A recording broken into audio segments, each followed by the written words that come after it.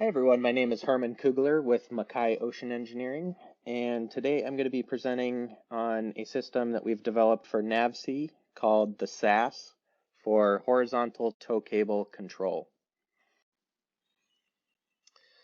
All right, so first I'd like to give some background into our company, Makai Ocean Engineering, and some of the work that we do. So we are a professional ocean engineering service provider that has been in business since 1973. So for over 45 years. In that time, we've become known worldwide for our work in subsea cable software and hardware development. Our cable software is the #1 software for planning and installing subsea cables and used by over 80% of the subsea telecommunications fleet for planning and installing their cables. We've also become known worldwide in a few other areas, including marine pipeline design, which includes large diameter intakes, outfalls, and that sort of thing. And through that work, we've also become a leader in ocean thermal energy conversion, or OTEC, and seawater air conditioning, or SWAC, both of which use deep seawater as a renewable energy source. And you can find more information on that on our website or reach out to me if you're interested.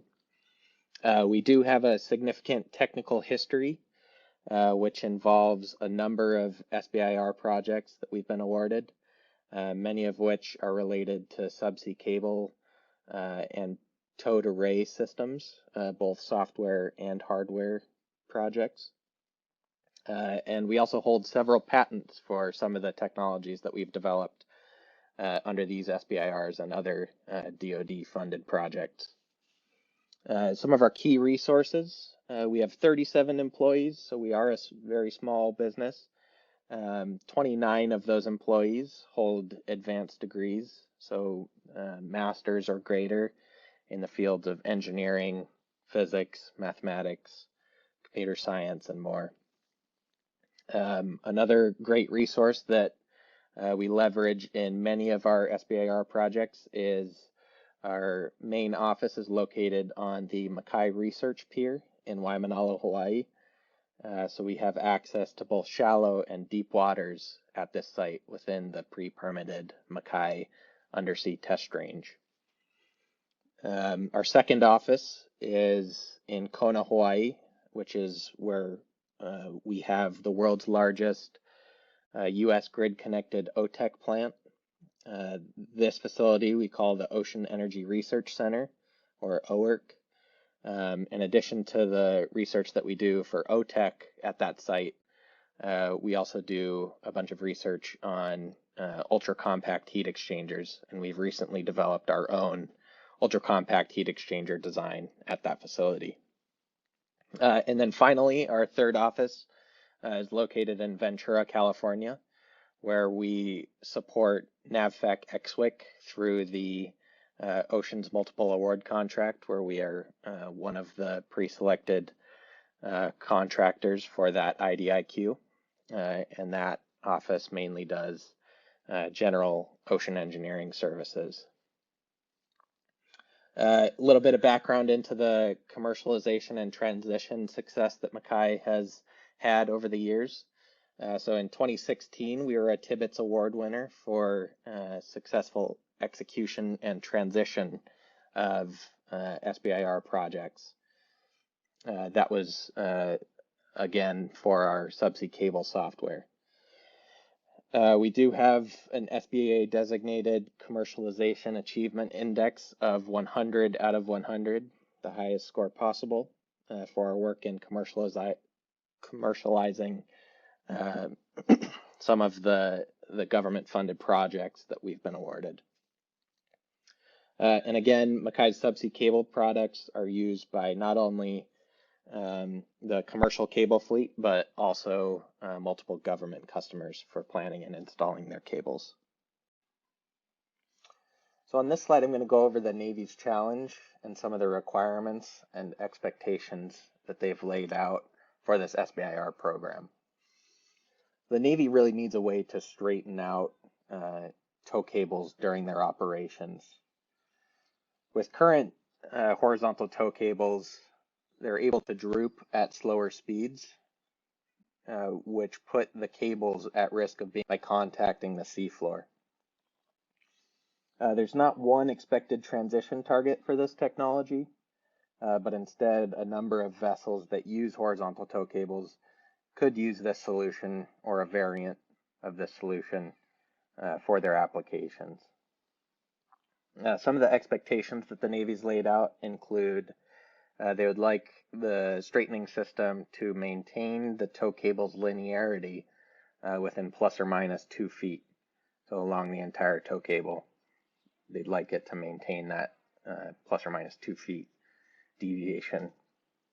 They would like the solution to both protect itself and the tow cables from contacting the seafloor and causing damage to either system. They're open to either passive or autonomous controls, and they cannot allow the straightening system to induce acoustic noise or increase the vulnerability to entanglement.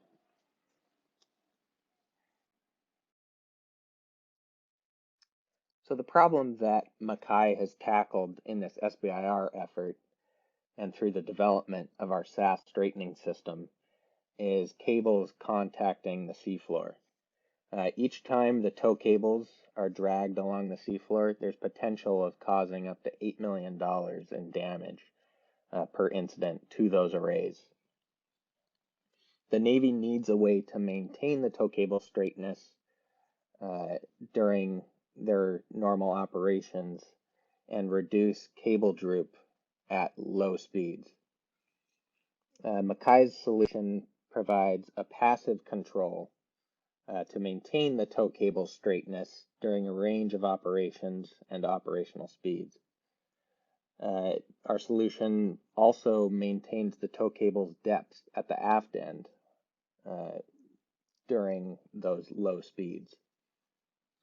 The platforms with this need, as I mentioned earlier, are not defined to only a select few, but nearly all vessels that use horizontal tow cables could use Makai's SASS system or a variant thereof. The solution that Makai has developed is called the SASS. The system provides constant, consistent control of drag and lift to the aft end of tow cables. This system is completely passive, so there's no external power or communications inputs needed. And this also makes it a robust and reliable solution for the Navy and commercial customers. The SASS compensates for any roll or pitch along multi-line arrays, and it does not impact the functionality of the tow cables. We've also implemented do no harm failure modes so that even if our system fails, the tow cables can still function as they would without the SASS attached. The specs that we've achieved include maintaining the cable's straightness within 2 feet displacement throughout a range of operational speeds. Our solution has actually increased the range of operational speeds that can be achieved, and the system maintains the tow cable's depth as to eliminate contact with the seafloor.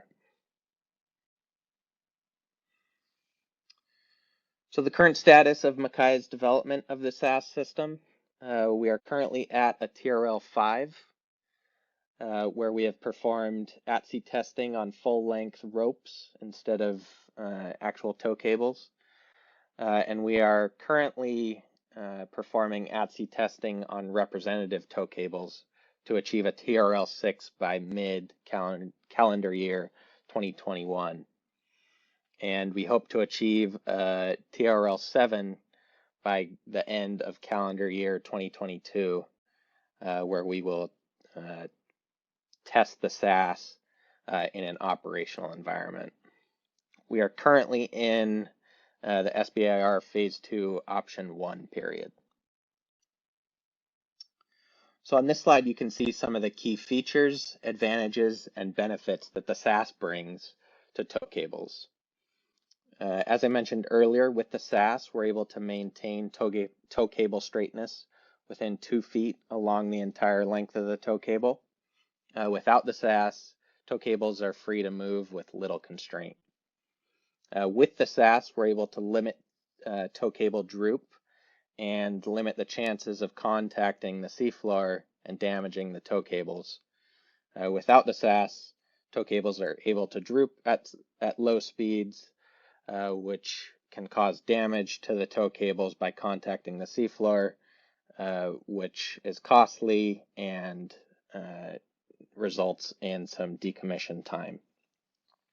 With the SASS, we have a completely passive control system with no external power or communications needed. Without the SASS, there's no control at all. With the SASS, we're able to control roll and pitch along the arrays using passive ailerons.